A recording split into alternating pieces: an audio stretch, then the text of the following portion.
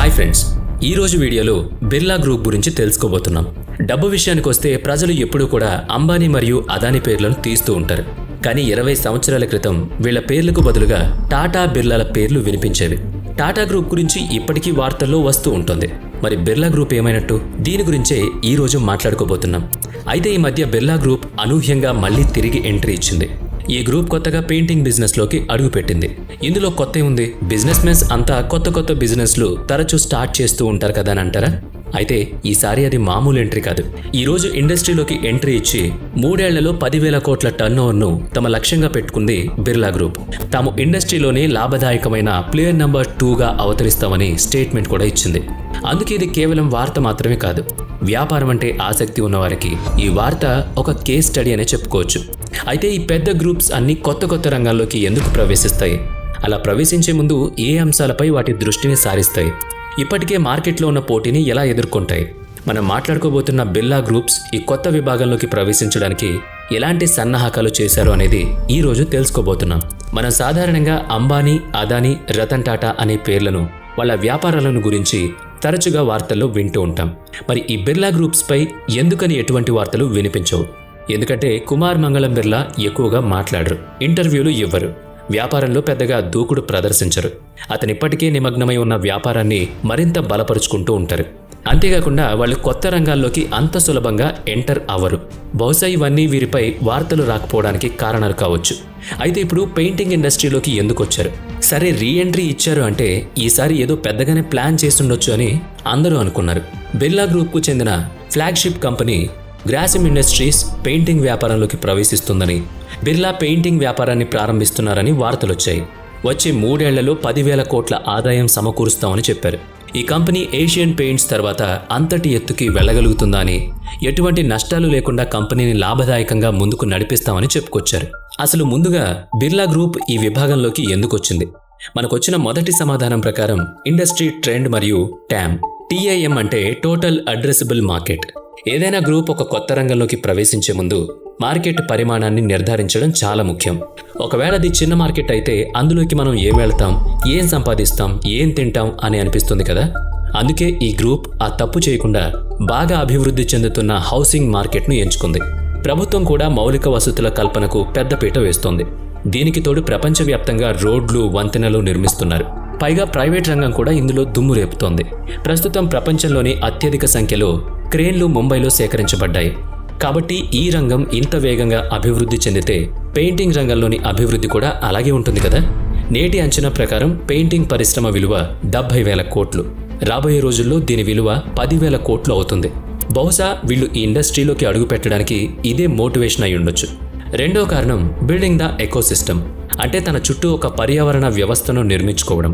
ఎలాగైతే Apple company చేస్తుందో అచ్చం అలాగే. ఈరోజు ప్రపంచంలో మొబైల్ను మించిన అడిక్షన్ వేరొకటి లేదు.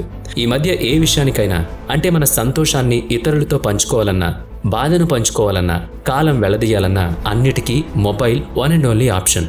ఇందులో యాపిల్ కంపెనీ చేసింది ఏంటి అంటే, మనకి ల్యాప్టాప్ కావాలని యాపిల్ది తీసుకోవాలని, యాపిల్ వాచే తీసుకోవాలని, యాపిల్ ఫోనే తీసుకోవాలని, అందులోనే పాటలు వినాలని, అందులోనే ఫోటోలు తీసుకోవాలని, ఇలా ఒక బ్రాండ్ని క్రియేట్ చేసింది. ఇక్కడ మనం యాపిల్ అనే కంపెనీని ఉదాహరణగా మాత్రమే తీసుకున్నాం.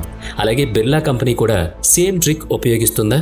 ఇప్పుడు ఒకవేళ బిర్లా గ్రూప్ గృహాల నిర్మాణం పెరిగితే అందులో మనం ఇంటి నిర్మాణం కోసం వాడే సిమెంట్, అల్ట్రాటెక్ బిర్లా గ్రూప్కి చెందింది. అదే ఇంటికి వాడే వాల్ పుట్టి బిర్లా గ్రూప్కి చెందింది. మరి మన ఇంటి నిర్మాణానికి సంబంధించినవి అన్నీ వీళ్ల దగ్గరే తీసుకున్నప్పుడు మరి పెయింట్స్ కూడా వీళ్ల దగ్గరే తీసుకుంటాం కదా. ఇంతకీ ఈ గ్రూప్ ఆలోచన ఏంటి అంటే, వాళ్లకు ఇప్పటికీ కస్టమర్లు ఉన్నారు, పంపిణీ ఉంది, ఇతర విషయాలు కూడా ఉన్నాయి. మరి అన్నీ ఉన్నప్పుడు తమ కస్టమర్లను వేరొక దగ్గరకు ఎందుకు పంపించాలి? మూడో కారణం లివరేజ్ ద ఎక్స్పర్టీస్. ఈ బిర్లా గ్రూప్ వారికి ప్లాంట్లు ఏర్పాటు చేసే అలవాటుంది, తయారీ అలవాటుంది, చక్కగా నిర్మించే టీం ఉంది, సప్లై చైన్ ఎకోసిస్టమ్ ఉంది, డిస్ట్రిబ్యూటర్లు ఉన్నారు, కస్టమర్లు కూడా చాలా మంది ఉన్నారు. ఇలా అన్నీ ఆలోచించుకుని కొత్త పరిశ్రమలో అడుగైతే పెట్టారు. కానీ అందులో ఎలా నిలబడతారు, ఎలా గెలుస్తారు? ఎందుకంటే అక్కడ already Asian paints, Berger paints, Nippon paints లాంటి పెద్ద కంపెనీలు వీరికి పోటీగా రెడీగా ఉన్నాయి. వీటన్నిటితో వీళ్ళు ఎలా గెలవగలరు? బిర్లా గ్రూప్ ఎప్పుడూ దూకుడుగా ఒప్పందాలు చేసుకోదని, క్రమంగా శాంతి దిశగా పయనిస్తుందని పరిశోధనలు వెల్లడిస్తున్నాయి. అయితే ఈసారి పెయింట్ పరిశ్రమలో మాత్రం ప్రకంపనలు సృష్టించింది. భారతదేశంలో కాకుండా ప్రపంచంలోని పెయింట్ పరిశ్రమ చరిత్రలో ఎప్పుడూ లేని విధంగా జరిగింది. ఈ గ్రూప్ ఒకేసారి పెయింట్ ఇండస్ట్రీలో 10,000 కోట్ల పెట్టుబడి పెట్టింది. సాధారణంగా ఆలోచిస్తే మనం ఒక వ్యాపారాన్ని ప్రారంభించాలి అనుకున్నాం. దాన్ని ఎలా ప్రారంభిస్తాం? మొదట్లో కొన్ని ప్రొడక్ట్స్ లాంచ్ చేసి అవి ఎలా పనిచేస్తున్నాయో చూసి బాగుంటే తర్వాత ఇంకొన్ని లాంచ్ చేసి కంటిన్యూ చేస్తాం.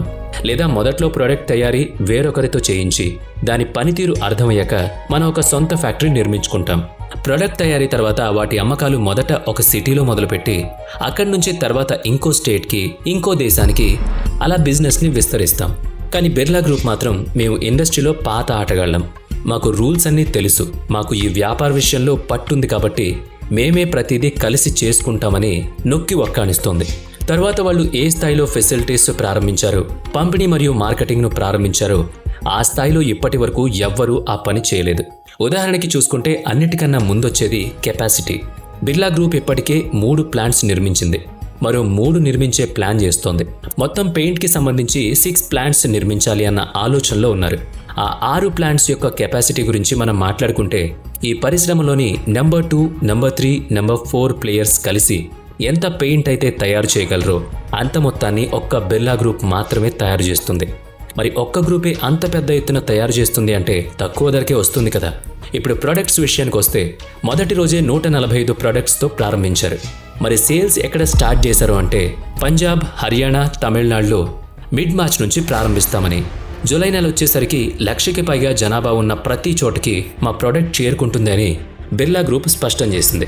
అలాగే మార్చి 2025 వచ్చేసరికి 6,000కి పైగా పట్టణాల్లో మా ప్రోడక్ట్ తప్పకుండా అందుబాటులో ఉంటుందని చెప్పింది.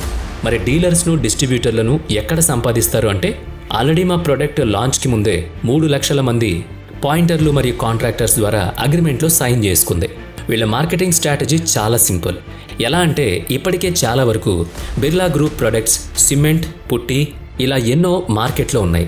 వాటితో పాటు అవి ఏ దుకాణాల్లో అయితే ఉంటాయో అక్కడ ప్రతి చోట అదే గ్రూప్కి సంబంధించిన పెయింట్స్ కూడా ఉంటే ఇంత పెద్ద ఎత్తులో పెయింట్స్ ప్రొడక్షన్ జరుగుతున్నప్పుడు ధరలు కూడా అంతే తక్కువగా ఉంటాయని, సామాన్యుడికి అందుబాటులో ఉంటాయని అందరూ నమ్ముతారు. చాలా వరకు ఏషియన్ పెయింట్స్ నంబర్ 1గా ఉండడానికి కారణం వాళ్ళ దగ్గర ఉండే డేటా. సరే, మనకిప్పుడు ఆ డేటా ఎక్కడి నుంచి వస్తుంది అంటే దీనికోసమే బిర్లా గ్రూప్ ఈ పెయింట్ డబ్బాలపై QR కోడ్ను కూడా ఉంచారు. ఈ QR కోడ్ను స్కాన్ చేస్తే 10% డిస్కౌంట్ వస్తుంది. దీంతో అందరూ స్కాన్ చేస్తారు. దీని ద్వారా ఎక్కడెక్కడకు ఎంతెంత ప్రొడక్ట్ సేల్ అవుతోంది, ఏ కలర్ ఎక్కువ సేల్ అవుతోంది, ఏది తక్కువ సేల్ అవుతుంది అన్న డేటా మొత్తం వాళ్ళ చేతికి చిక్కుతుంది. ఈ విధంగా టెక్నాలజీని ఉపయోగిస్తూ ముందుకు వెళుతోంది బిర్లా గ్రూప్. ఇలానే ఉంటే ప్రస్తుతానికి నెంబర్ 2 కోసం చేస్తున్న ప్రయత్నాల్లో మెల్లగా ఏషియన్ పెయింట్స్ని కూడా దాటేస్తుంది. అసలు దీనివల్ల మనకు వచ్చే లాభం ఏంటి అన్న ఒక డౌట్ మీకు రావచ్చు. మనలాంటి సామాన్యులకి దీనివల్ల కలిగే ఉపయోగం ఏంటి అంటే వ్యాపారాల్లో కాంపిటీషన్ పెరిగే కొద్దీ మినీ వార్స్ జరుగుతున్నాయని చెప్పుకోవచ్చు. ఇప్పుడు ఈ పెయింట్స్ విషయంలో అయితే ప్లేయర్ పెరిగే కొద్దీ వాళ్ళ మధ్య కాంపిటీషన్ పెరుగుతుంది. దీనివల్ల మనకి సర్వీస్ పెరుగుతుంది. పెయింట్ ప్రొడక్ట్స్లో కలర్స్ యొక్క ఆప్షన్స్ పెరుగుతాయి. ఒకరిపై ఒకరు పోటీ పడుతూ మనకి ఎన్నో ఫెసిలిటీస్ ఇస్తారు. ధరలు కూడా తగ్గుతాయి. ఇవన్నీ కూడా సామాన్యుడికి కలిగే లాభాలే. సామాన్యుడికైతే లాభదాయకం అని చెప్పుకున్నాం. మరి ఇండస్ట్రీస్కి లాభమా నష్టమా అనేది కూడా చూడాలి కదా. ఇండస్ట్రీ పరంగా చూసుకుంటే వచ్చే 2-3 ఏళ్ల పాటు ఓవరాల్గా ప్రాఫిట్ అనేది తగ్గుతుందనే అనుకోవాలి. ఎందుకంటే ఈ ప్రొడక్ట్స్ అన్నీ మార్కెట్లోకి రావాలి అంటే మనకి పోటీగా ఉన్న వాళ్ళని ఎదుర్కోవాలి. వాళ్ళని ఎదుర్కోవాలి అంటే అడ్వర్టైజింగ్ పైన చాలానే ఖర్చు పెట్టాల్సి ఉంటుంది. అప్పుడు టీవీలో యాడ్లు వస్తాయి, అలాగే న్యూస్ పేపర్లో కూడా యాడ్స్ కనిపిస్తాయి. ఇవి కాకుండా సెలబ్రిటీలను తీసుకొని వాళ్ళ ద్వారా యాడ్ ప్రమోషన్ చేయాలి. సరే, ఇవన్నీ చేశాక కూడా సరిపోతుందా అంటే లేదు. ప్రొడక్ట్స్ షాప్లో ఎంటర్ అవ్వాలి అంటే దుకాణదారుడికి కొంత కమిషన్ ఇవ్వాలి. ఇవన్నీ కాకుండా కంపెనీని నడపడానికి వర్కర్స్ టాలెంటెడ్ అయి ఉండాలి. వాళ్ళకి మంచి ప్యాకేజీలు ఇవ్వాలి. వీటన్నిటి తర్వాత మార్కెట్లోకి ప్రోడక్ట్ వస్తుంది. అది బాగా అమ్ముడుపోవాలి. అంతేకాకుండా తక్కువ ధరకి. ఒక్క బిర్లా ఎంట్రీతో ఎన్ని మార్పులు వచ్చాయో చూసారుగా. అందుకే వ్యాపారం అనేది మామూలు విషయం కాదు. బయట మార్కెట్ కూడా కాస్త డైనమిక్గానే ఉంది. మరి బయట వ్యాపారంలో కాంపిటీషన్ అంటే మీకు అర్థమైందనుకుంటా. మరి ఇలాంటి మరిన్ని ఇంట్రెస్టింగ్ టాపిక్స్ కోసం మన ఛానల్ని సబ్స్క్రైబ్ చేయండి.